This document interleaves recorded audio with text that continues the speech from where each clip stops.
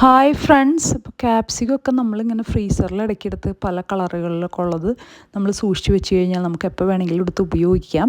ഇപ്പോൾ ഒനിയനും ഗാർലിക്കൊക്കെ നമ്മുടെ വീട്ടിൽ എപ്പോഴും ഉണ്ടാവുന്നതാണല്ലോ. അപ്പോൾ അങ്ങനെ ഗാർലിക്ക് നമ്മൾ എണ്ണയിലിട്ട് ഒന്ന് വഴറ്റിയെടുക്കുന്നതോടൊപ്പം ഒനിയനും കൂടി നമ്മൾ വഴറ്റിയെടുത്തിട്ടുണ്ട്. അപ്പോൾ അങ്ങനെ വഴറ്റി വരുന്ന സമയത്ത് നമുക്ക് കുറച്ച് ഉപ്പിട്ട് കൊടുക്കാം. അപ്പോൾ ഉപ്പിട്ട് കൊടുക്കുമ്പോൾ തന്നെ പെട്ടെന്ന് തന്നെ അത് വഴറ്റി എടുക്കാൻ പറ്റും കേട്ടോ.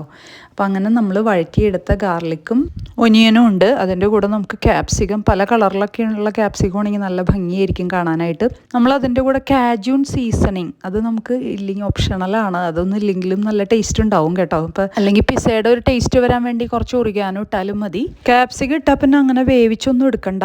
ക്യാപ്സിക്കം ഒന്ന് വെറുതെ ഒന്ന് ചൂടാവുമ്പോൾ തന്നെ അതിന് നല്ല ടേസ്റ്റ് വരും, അതിന് നല്ല ഫ്ലേവർ വരും. അപ്പോൾ ആ ഒരു ടേസ്റ്റാണ് നമുക്ക് വേണ്ടത്.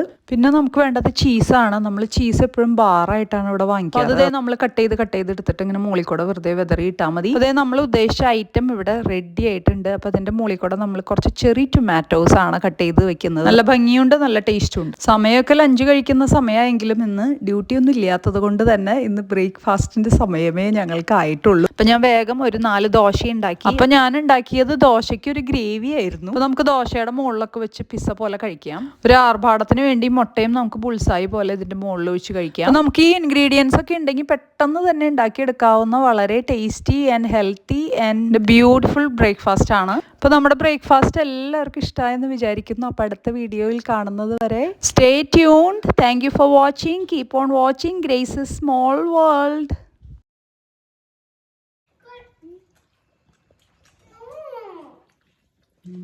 ആക്ഷൻ കാണിക്കുന്ന വീഡിയോക്ക് അമ്മീനെ മാത്രം എടുത്താൽ മതി.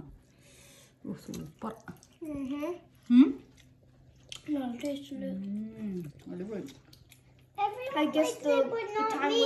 ഇതെല്ലാവരും ഉണ്ടാക്കി നോക്കണേ, കാരണം വളരെ ഈസിയാണ്. ഈ ഇൻഗ്രീഡിയൻസ് ഒക്കെ എല്ലാം കൂടി മിക്സ് ചെയ്താൽ തന്നെ വളരെ ഈസി ആയിട്ട് വളരെ ടേസ്റ്റി ആയിട്ട് നമുക്ക് ഉണ്ടാക്കാം.